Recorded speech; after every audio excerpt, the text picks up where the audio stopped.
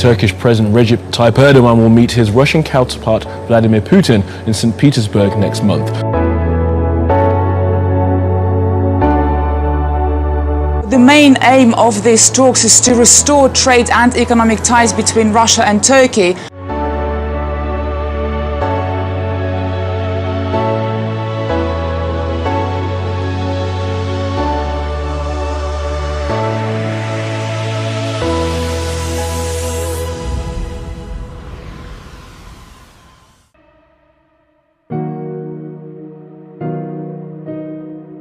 In recent years, Turkey's been good at making enemies, but that appears to be changing. Moscow, the latest neighbor to be invited to a return to cordial relations. We will increase the number of friends we have and reduce the number of enemies. Our efforts in this regard will continue at a steady pace. And not only with Russia or Egypt, we also want to improve ties with all Black Sea and Mediterranean countries.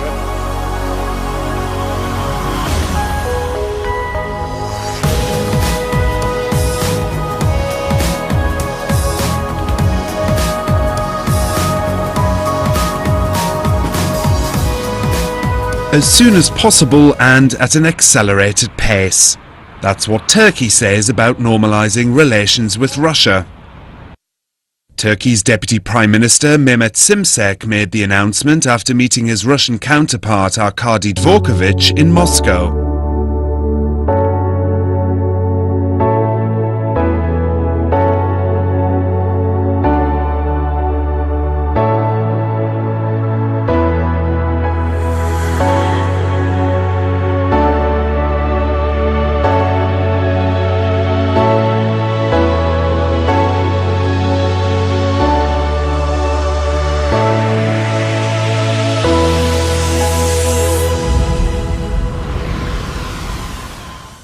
Some Burlington area residents say the Souris River is turning red. Good evening, I'm Katie Perkins. And I'm Joe Skrzewski. Thanks for joining us. It sounds like something you'd find in the Bible, a river turning red, but as it turns out, there is an explanation for what's happening.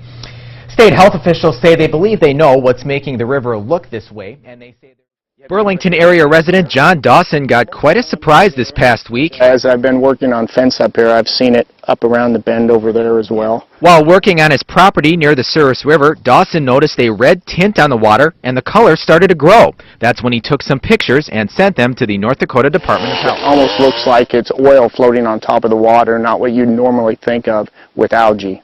In addition, it's changed colors actually. It's been green, it's been red, it's mostly red.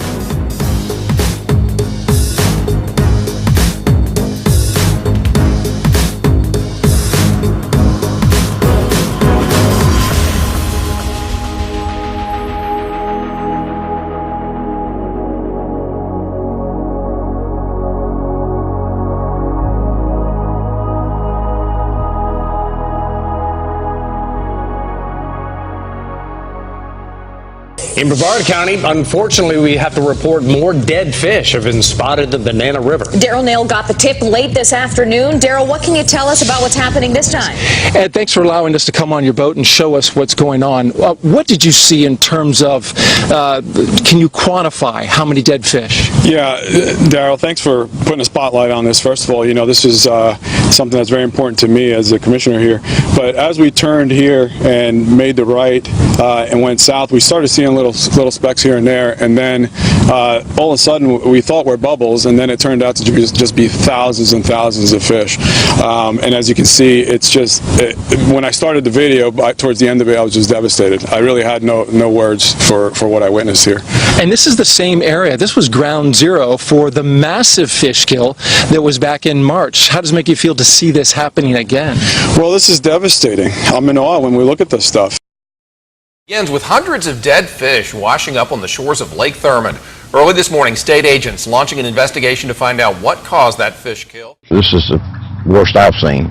Larry Spivey has lived on the lake for more than 16 years, and this is the first time he's seen something like this happen just feet away from his back door.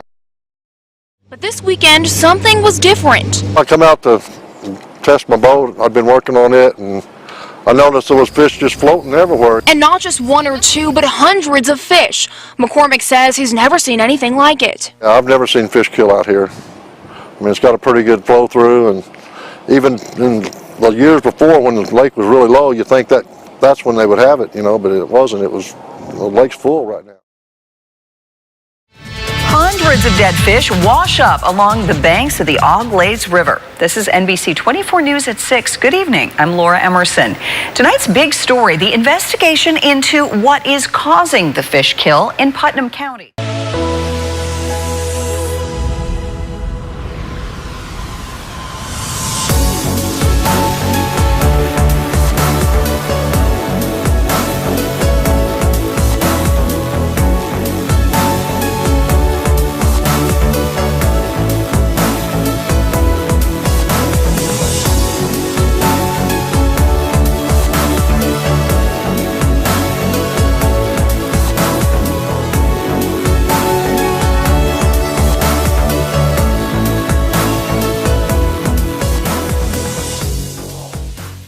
Lots of people are creeped out by the idea of scientists making human-animal hybrids in the lab, but the government's ban on funding the research turned out to be short-lived. The National Institutes of Health plans to start funding hybrid research in early 2017, around a year and a half after saying scientists needed to slow down and consider the implications. So when it comes to mixing human and animal DNA, that genie is long out of the bottle.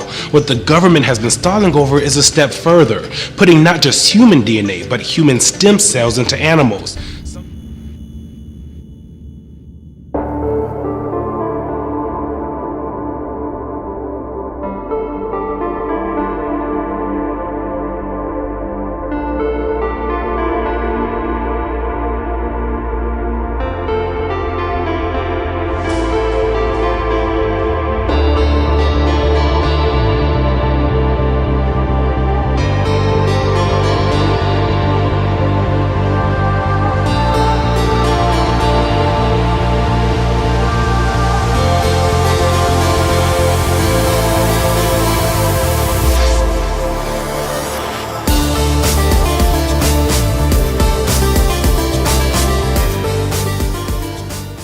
Well, what BGI can offer is something I could only dream about, and that is having whole genome sequencing done on these 2,000 extremely bright individuals.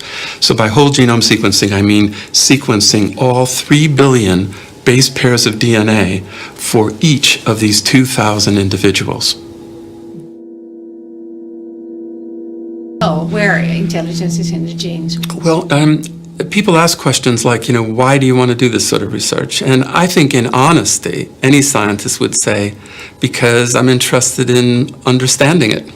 I want to understand why some kids learn better than others, why some children have trouble in school, trouble learning.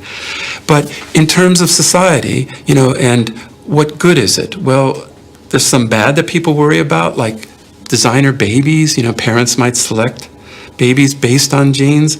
I would say, well, we ought to talk about it. Maybe it isn't totally a bad thing to do. We have initiated to sequence 5,000 twins.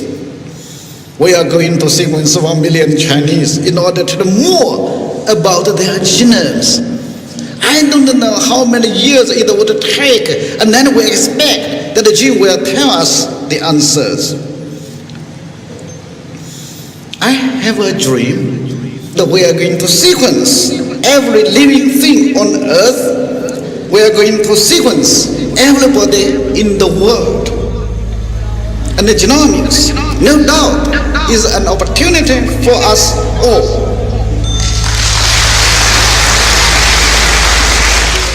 In theory, of course, you should be able to clone humans because humans are not different from other mammals in that respect.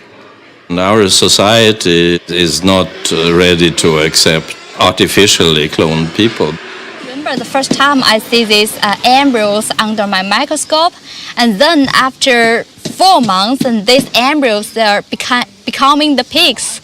And I'm just thinking, oh, these pigs, they used to be the embryos under my microscope, and I made these embryos. I was so excited about that.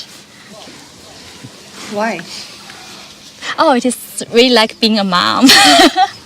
Yes, this is the this is a life that I created. It is by my hand.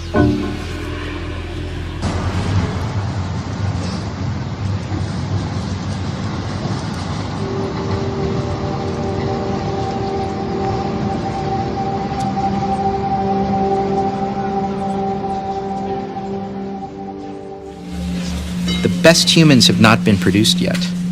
The smartest humans or the longest lived humans. The more we know about the coding, the more we can optimize and move toward the direction that we want to move in. If you want to produce smart humans or nice humans, honorable humans, caring humans, whatever it is, those are traits that are related to certain presence or absence of certain genes, and will have much finer control over the types of people that are born in the future through this.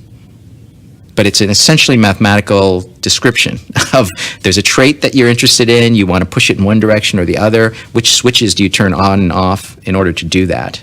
We do it with cows. We have super cows and super chickens. We have animals that mature several times faster than the wild versions. So we've pushed those animals in directions we want to push them, but we haven't really pushed ourselves. And I think people will push themselves.